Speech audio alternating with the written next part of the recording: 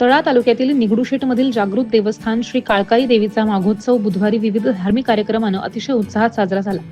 केतकीच्या जंगलातील निसर्गाच्या सानिध्यात वसलेले श्री काळकाई देवस्थान सरफळे भाविकांचे श्रद्धास्थान आहे.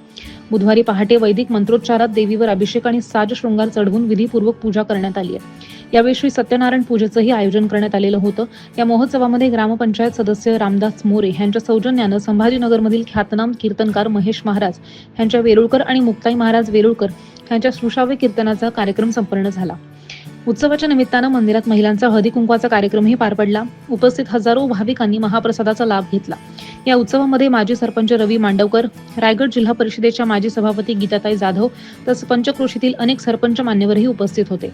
दिवसभर भक्तिमय वातावरणात पार पडलेल्या कार्यक्रमासाठी पांडुरंग सरफळे, रावसाहेब, भागोजी बुवा सरफळे, महादेव सरफळे, जनार्दन सरफळे, सखाराम सरफळे, अनिल सरफळे, नामदेव सरफळे, रामचंद्र सरफळे, महिला मंडळ, मुंबईतील सरफळे भावकी युवक मंडळ यांनी विशेष परिश्रम घेतलेत. माघोत्सव महोत्सवाची सायंकाळी हरिपाठ आणि रात्री भजनानं सांगता झाली.